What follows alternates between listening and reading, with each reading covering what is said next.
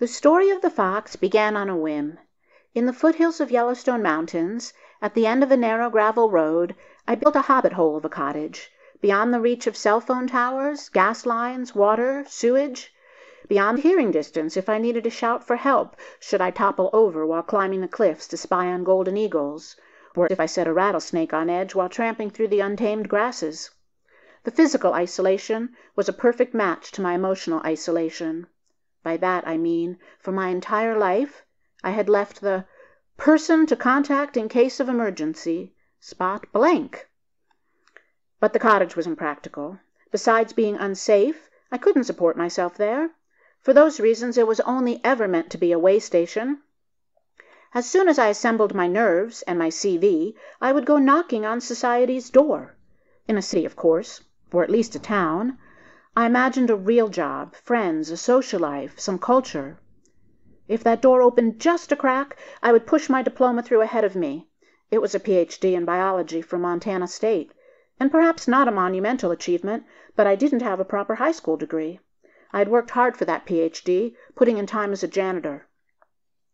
When the fox appeared, showing up every afternoon at 4:15, he was runty and needy and inconvenient, and he was mangy, which meant I would have to care for him, which threatened my plans to maintain the cottage as just a way station. Worse luck, he threatened my conviction, my doctoral training, my dogma that wild animals cannot have personalities. The story of the fox, 2 years on, is the story of my best friend. Yes, I know that when I told people my best friend was a fox, they could guess that my only friend was a fox. I won't deny that was true for a long time, or that I read to him every day from The Little Prince, and that we hiked together and played games, and that he helped me to eventually call the cottage my home, and also helped me learn how to set priorities for my future. What grew out of my interactions with Fox was the understanding that I needed to figure out my purpose in life. Then I could chase down a profession that wouldn't get in the way. Purpose should always come before profession. Before meeting Fox, I thought I had to define myself with a noun: doctor, professor, researcher, park ranger. He taught me that a verb was more meaningful. Writing, teaching, helping students, tending land, telling stories. I learned about the value and the cost of friendship, and that nature isn't a mother so much as a community. Like any wild animal, I would be defined by my habits and my habitat. I needed to choose them carefully. Before Fox, I was too timid, distrustful, and embarrassed to get close to people. I wanted to be invisible. My relationship with Fox left me with the courage and self-esteem to seek out and build friendships with people. Over time, pets become like their owners. Over time, I had become more like the fox. I had him coming by first using the show and tell. Mm-hmm. And that was just instinctive.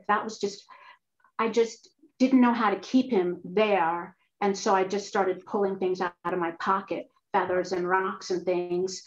And I realized later that's why we're taught show and tell in kindergarten, because it's so easy to relate to someone with show and tell, because he was looking at my trinkets and he wasn't looking at me.